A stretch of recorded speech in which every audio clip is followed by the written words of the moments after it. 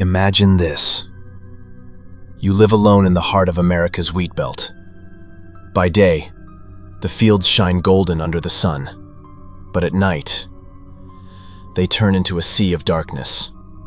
Darkness filled with whispers, shadows, and something waiting for you between the stalks. This is the story of Alex, a farmer whose life turned into a nightmare, and this is his final night.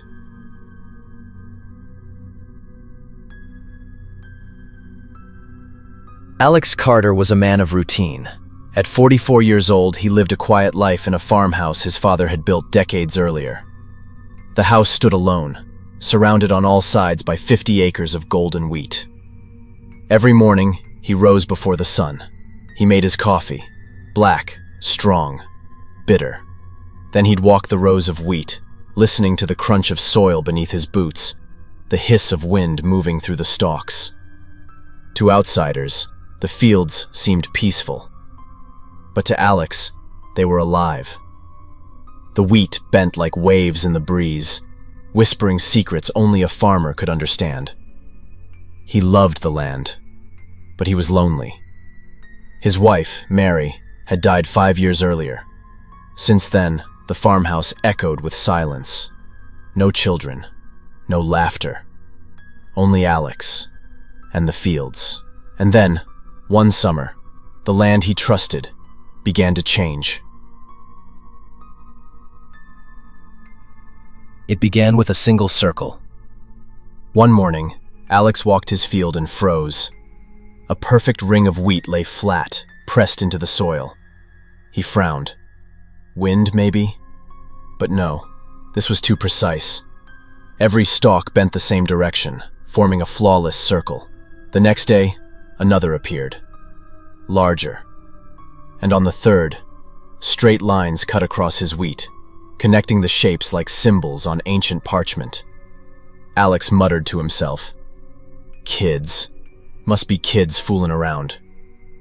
But deep inside he knew, no kid could carve the field with such precision. That night, sitting on his porch, Alex heard something new. Voices. They drifted across the fields, faint but unmistakable.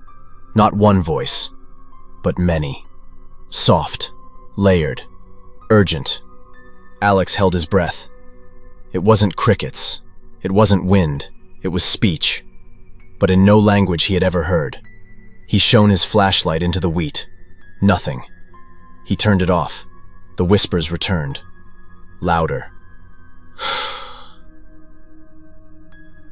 At the far edge of the field stood a scarecrow. It had been there for years. Straw body, flannel shirt, cowboy hat, burlap sack for a face. But one morning, Alex noticed something wrong. The scarecrow was not where he had left it. It now stood 100 yards deeper into the wheat.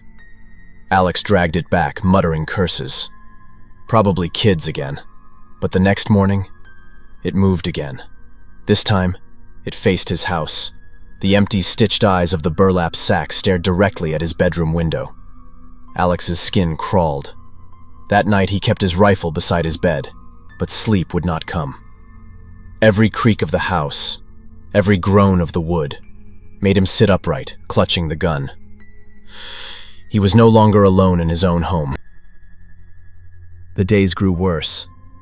Each night brought new horrors, knocking against the walls, footsteps across the porch, the slow creak of the barn door swinging open. Then one night, the power went out. Alex grabbed his flashlight. The beam sliced through the darkness, trembling in his hand. And that's when he saw it. A tall figure, standing motionless among the wheat, over 7 feet high, thin, dark, featureless. When the light touched it, it vanished. Alex's heart pounded. He raised his rifle, but deep down, he knew. Bullets would not matter here. The terror grew closer. First his chickens. Alex found them in the morning, lifeless, their bodies shriveled, as if every drop of blood had been drained. Days later, his horse. The animal lay stiff in the barn, its eyes wide, foam dripping from its mouth. There were no wounds. No predator had struck. The horse had died. From sheer terror. Alex whispered to himself, "This ain't natural. This ain't natural." But the land offered no answers, only silence. Every morning, new shapes appeared. Circles within circles. Spirals. Triangles. Lines intersecting with dots, like a map pointing somewhere unseen. They weren't random. They were messages. But messages meant for whom? Alex tried plowing them under. But by dawn, new symbols appeared. Bigger, more precise. It felt like the land itself was speaking. But Alex could not understand. George, Alex's elderly neighbor, came by one evening. He leaned against the porch, his wrinkled face grim. "Alex," he said softly, "I've been hearing screams from your farm. What's happening out here?" Alex forced a smile.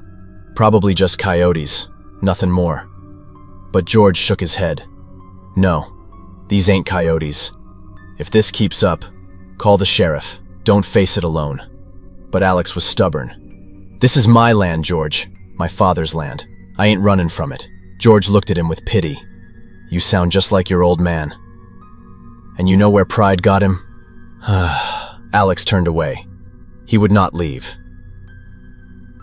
The wind howled that night, bending the wheat into waves. The farmhouse shook, its windows rattling. At midnight, George woke in his bed a mile away. He heard it. A scream. Long, piercing, terrifying. It echoed across the plains. George rushed to his window and froze. Above Alex's fields glowed a white light. Brilliant. Blinding. Not lightning, not fire. A steady, unearthly glow. Hovering above the wheat. And then, it vanished. The screams stopped. The night fell silent. The next morning, George walked to Alex's farm. The front door stood wide open. The kitchen light still burned. On the table, a cup of coffee, still warm. But Alex was gone. The sheriff organized a search. Neighbors, deputies, dogs. They combed the fields for days. No body, no footprints, no struggle. It was as if Alex had vanished into the air. Then, George saw it. In the middle of the field. The Scarecrow. But something was wrong. It now wore Alex's clothes. The red flannel shirt, the faded jeans, the old cowboy hat. The burlap face stared blankly at the horizon. But George swore. He felt it watching him. Watching. And waiting. Years passed, but the story of Alex Carter never died. Some say he was taken by spirits. Others whisper, by something not of this earth. But many believe his soul is trapped, bound to the Scarecrow in the field. Even today, travelers say, if you stand in the wheat fields of the Midwest on a windy night, you'll hear whispers in the stalks. Some claim it's Alex's voice, begging for help. Others say they've seen a scarecrow, standing where no scarecrow should be. And if you stare too long, it might start to move.